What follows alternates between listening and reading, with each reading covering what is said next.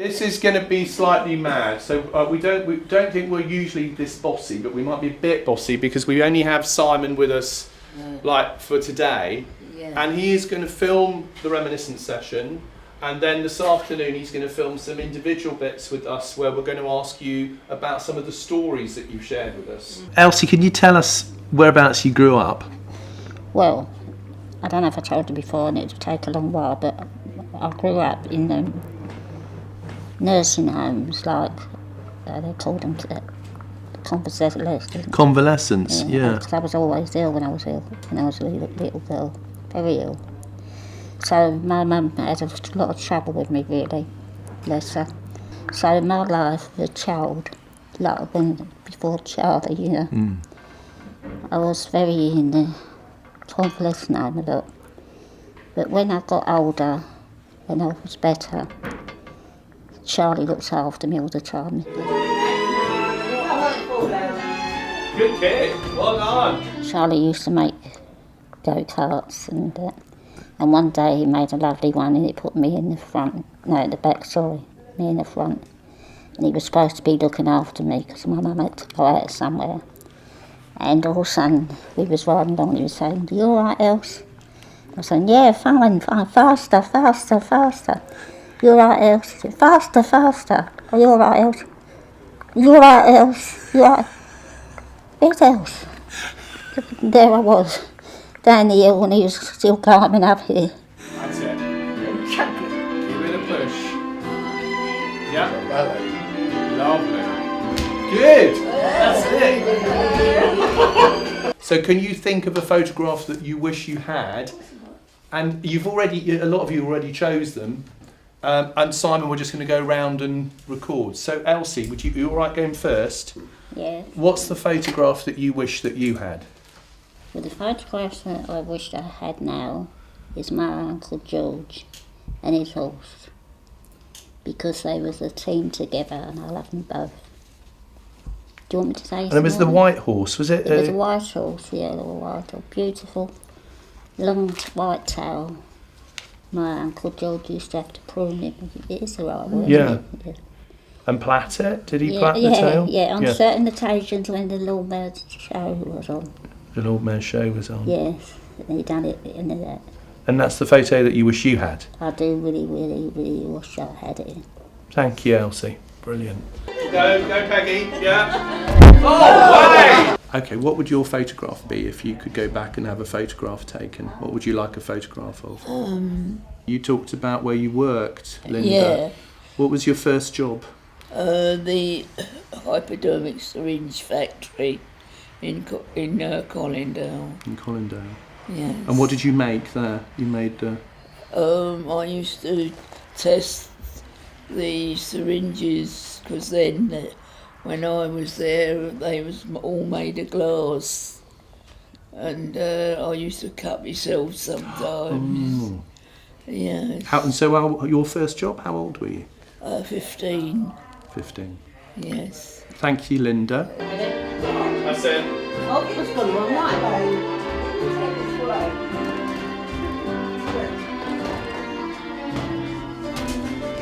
So who is this in the picture? My father. Yes. And what's his name? Named George Walton. He used to go to de Havilland's, who make the planes and engines. Very good.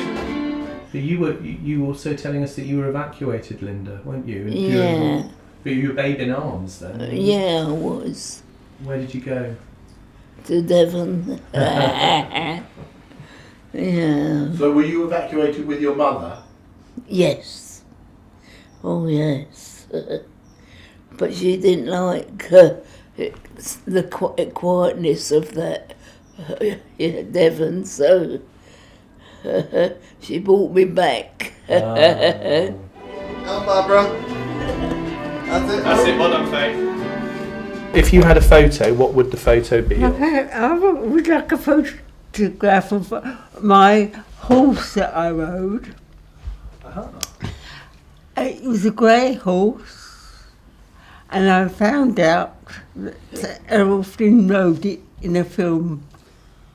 I saw the film and I saw Warrior charge. Charge in a fight or something, and I found out after that Warrior was the horse that Errol Flynn rode. So I would like a photograph of that horse. That's fantastic. To remind me of when I rode him. And where did you ride him? I rode him, I was at disabled, I was riding for disabled with a group of other disabled people, and we used to go to Wake Arms and have lessons there. Is that in Harlow? No, in Epping. Yeah. You know where the roundabout is in Epping? Yeah. Well, it's just a little way up, the riding school is a little way up there, and that's where it was. That's where I went. I never worked because they wouldn't employ disabled people, so I found that I could go and help the horses.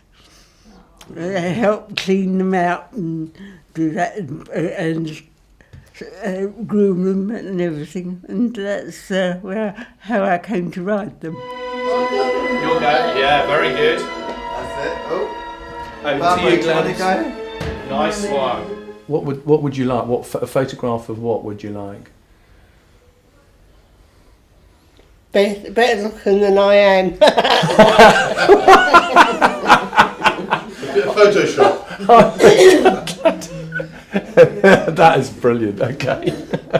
Well, we think you look great. And you showed us a photo of your dad, didn't you? Yeah, A wonderful photograph of your dad too. yeah. Big, tall man. Yeah. He is 6 foot, Yeah, 6'4". yeah. And he was in the army as well, wasn't Yeah. he? Yeah. Do you remember him in uniform, or was that before you were born? No, I do remember some of it. Pictures that he'd had of himself, you know, that he took. And, yeah, he was a lovely man. Nice. That's it, Mel. go, Bubble. That's it. Well, the photo would be of the day I got married, actually, because we just ran away and got married. And because we done it that way, there's no photos at all. We had a couple of the cleaners who cleaned the place as witnesses, and there was just me and him. But it was our day, and after we got married, we went to Southend for the day. 'Cause it was a brilliant day. It was such a nice day. It's the best wedding I could have had. Good one, Barbara. Very good. We had this photograph. Yes, the photograph is. It was my mother and father, and our family. Where was it taken? It was taken in Dagenham. Ah, and that's where you live. Yeah, And where are you in this photograph? here. Are you the littlest baby sitting in the corner? No, there's my sister. Your sister is on the bicycle. Yeah, And that's you, my brother, and that's your brother. and that's me. And that's you and that's another brother. Yes, and that's another brother, an older brother. What did your father do as work? He used to go around people's houses and check up what they're doing, and if they're paying money out every week or something like that, you know. So he he'd was sort take of the money for sort of building work or things like that, Yes, or yes. insurance or something. the insurance. Insurance. So he was Yeah. like the local insurance man who used to call around Yes, your house and collect your money. yes.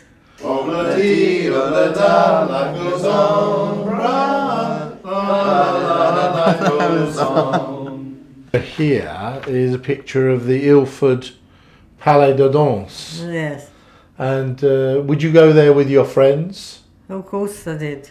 Yes. It was a very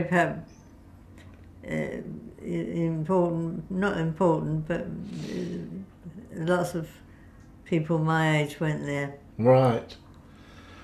What sort of dances would you do? Well, just ballroom dancing mainly. And were they live bands or? Live bands, yeah. Oh my darling, I love you, and I always will. Oh, I know what we brought out yesterday. We had some perfume. Oh yes, I know. And we had some perfume. Oh, what are you doing? These are Simon's. You put them in the bag by mistake. I can't stop it, Barney. You always filmed with those. We don't. He takes these home with him every night. I remember now. My mum will know. So what would your photograph be? I think I'd like, thinking about it, I would like to have had a special Christmas one when we used to go down to my nan's and all her sons and family were there. And because they've all gone now, you know. So a big family Christmas Yeah, picture yeah. with everybody Yeah, in it. because they used to all play different instruments, you know, and it was jolly, like. And I suppose the thing is at Christmas, Yeah. when in the old days, you were too busy Yeah. to actually take pictures, Yeah. weren't you? So you don't have pictures of Christmas, No. you're going to be cooking, setting things up, which is different Because we than... used to always go up to my nan's, which she lived in Tooting actually, and off Garrett Lane, it was, and it was, you know, because they were irreplaceable. Right. To my mind, that's you know, I can't visualise all of them together. The two of us will be here. Oh, yeah. We say, what do you fancy for the 3:15? I don't know. Oh look, there's the Queen over there. Oh. Hello, Lizzie. Did you hear about the goose? No? Well, my dad won a raffle and it was a live goose 2 weeks before Christmas. Well, it was enormous, it really was. And we only had a little house. He used to flap its wings and everything used to, you can imagine. Anyhow, but he was lovely, really. But it's and he used to be able to go out in the garden. You know, we had a garden. So, but he was goofy. We called him, and well. He was bought to eat, wasn't Yeah, he? it was bought to eat. Yeah. But nobody could... We couldn't eat any of it, and and it was a job to kill him, poor thing. You know, we all went out that day because my mum worked for the local butcher, and they had to stretch it right across his back, and he wasn't an old man; he was quite a young man, and so therefore it ceased. He ceased. But the goose came to the table. Yeah, it did. But Yeah. nobody ate it. No, we couldn't eat it. All the knobs.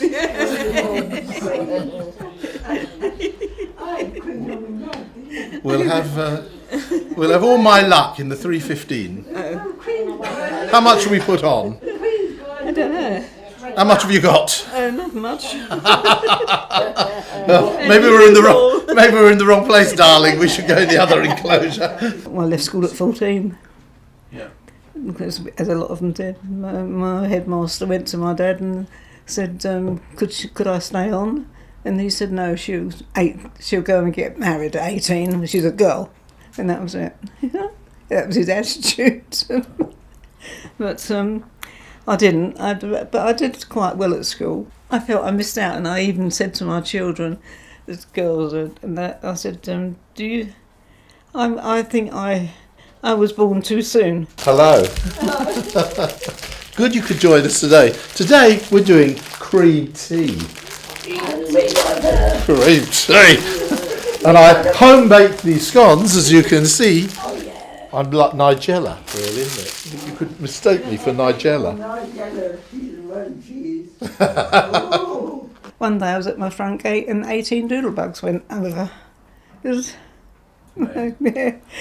And I You mean, just I stood- was. You just stood and counted them one after. Yeah, yeah. But I mean, I wasn't nervous. I wasn't frightened. This is a treat. We have a Cornish clotted cream. Do you want me to help? I could at least cut. Oh, well done. Which do you want, jam first or cream first? If you'd gone up the end of the road, you'd gone left for the zoo. You'd gone straight on for Winnie Hills, we called it. Yeah. And the RAF camp was there, and they were more rehab now. I think they were at that time because the war had sort of come to a close more or less, but they still had some there. Wounded. Yeah. And there were dancers there. Yeah. Oh yeah. Used to like that. Tell us about dancing. Oh yeah. Well, I like the jive and the jitterbug. But because you see, there was a shortage of men, so you just. I was with my workmate. Well, she was my friend, and we used to both go out to work. But we used to do our jitterbug and jive and what have you.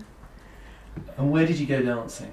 Whereabouts? At the RAF camp. Violet, what would you like a photograph of? I'd like a photograph of the day I went to the dance hall in Imperial Hall, and the young man came up to me and asked me if I'd like to dance, and I said yes.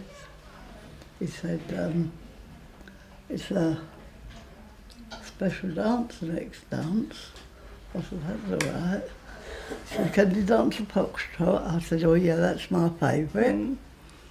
Anyway, we took the floor with about another 100 people, and we won, and we got a gold medal. That's brilliant. And his name was Bill Walker. He took me home on his bicycle. Oh, did you use this one with the crossbar? He took me from Waltham Cross to Enfield. I've never seen him from that day to this. And He was having a night out, he was wasn't so nice, and he was speaking so nice. I thought, oh, I'm going out with him. We didn't even say kiss goodnight or anything. But you won a gold medal. Yeah. He said to me, don't have your name printed on it, because he said it'd take the value off. I didn't even have it in the finish. I'd give it to my mum and dad to put on the sideboard. We moved, and when we went back, the sideboard wasn't there, and the number was the gold medal. I think my dad went and pawned it. I bet he got a few bob back. That's a brilliant. Yeah, we really enjoyed that. That's a great story. Mind you, I used to love, mind you, I met my husband at dancing, and we used to go morning, afternoons, nights, because he was in the forces and he was on a month's leave, and I was on the buses, and if I wanted half a day off to go to the dancing, I'd go sick. That's brilliant. That's brilliant. That's one of my best memories. Yeah. The only thing I wish I'd met this fella, but in the meantime, you see, I went on the buses, and I went on different shifts, and because one week I was late every night, so because I wasn't able to see him. Next week I was early, and it wasn't dancing time. Yeah. I suppose that's how we missed each other. Think carefully, Mel, because this is There's a no momentous pressure, Mel. decision. No pressure, Mel. Can I have jam on the bottom bit, please? And cream on the top bit. That's the Cornish way. Oh, is it? Yeah, that's right. The Devon way is the other way around. And we have a laugh because I'm Devonian and she's Cornish, so it's like, yeah. Jam on the bottom, everybody, or cream on the bottom? Cream. Ah. Oh, Fine. I won't want the top on it. You don't want a top Just on the it? bottom. Just the bottom? Just the bottom. Stop it. What did you do when you left school? Did you go to work straight on the buses? No, I didn't go till I was 19, when the war just finishing. I went in a factory for half a day, putting buttons on coats with electric. Oh, I broke so many buttons. I said to my mum, I'm not going back there no more. Then I was always a cashier bookkeeper, other than I worked at Gunnerston, which was my sister was a manageress there. She said, come and work with me. So I said, all right. And I liked it ever so much. And the manager, he was a jolly-go-lucky and he's always playing tricks on people. So I said to my sister, I'll have my own back on him. So you can make some tea, Vi? So I said, yeah, all right, because I was the only junior. So I went out and thought, right, you son, I'll have you. So I put a pig's eye in the bottom of it. Oh, he went mad. He chased me all over the... I get hold of you, he said, I don't tell you what I'll do to What's so worrying is how incredibly at home you are in that outfit. That is the thing that really worries me. It's like, What can I do for you? They've got Go on and to go, tea. isn't it? who's that for? Is that Mel? Yeah, that's me. That's Mel. It's like a nippy. Lies and stuff like that. Shall I very do? much. Shall I Thank do you. one? Shall I do one for Vi? It was the end of the war, and we had letters to say we could either go on the farms, Oh, on the land girl, army. Yeah. or you could go and be a conductor on the buses. So when I told one of the fellas that I used to know, he said, go on the buses, boy. So you get the lolly on there. He said, you won't get nothing on the land army. Because I used to get some weeks 15 quid a week. But when you've got a crowd on the bus, you could never get all the cash in. He used to stand one side of the stairs and I'd be on the other. I'd be clipping the buses and he would take the cash. So he used to say, don't chip them too quick. He said, we'll have the money between us for our teas. But we always had jokes like that. But when we was on the last bus, you either got to walk home, and later on I did, and I got bloody caught and all. And you couldn't get a bus back home, so we used to pull up at my house, put the bike on the just inside where people got on, because there was nobody on at 12:30 at night. And then I used to ride my bike home. But one day, there was a queue outside of the bus station, and I mean, I would have got on anyway, even if I got on a queue. You can always go in front of them if you've got your uniform on. And a fella came up to me and he said, do you want a lift? I thought, oh, well, shit. Well, it didn't enter me, and I said, oh, yeah, I wouldn't mind. And he went up to my house, and he wouldn't let me out of the car. So I said, if you don't let me out, I said, I'll smash your windows in. I said, my mum's only across the road from my mother and dad. I said, if I'm not in at a certain time, they'll be out here after you. In the finish, he let me. He said, well, just give me a kiss and come over to Enfield Park with me. So when I went in the next day, I told them to tell any of them, if anybody stopped them for a lift, don't. No. Cream. I don't know how you make it. That's there you go. Thank you very much. Peggy? Very nice. Who are these people in the picture here? This picture is my youngest brother, and my brother, eldest brother, when he was born, my eldest brother said to my mum, you'll be ashamed of yourself, because she'd had 10 children. 10 children. Bloody hell, one was enough for me. Oh, never again. My husband came in and he said, how are you, Vice? I said, don't you ever ask to have any more. So I said, oh, all right. Well, then one night I heard him say to my brother-in-law, I would really like another one. I said, yes, but I wouldn't. I have one like that one, please. You'll have one like that. I think that there's Cornish going round this side, Sheila.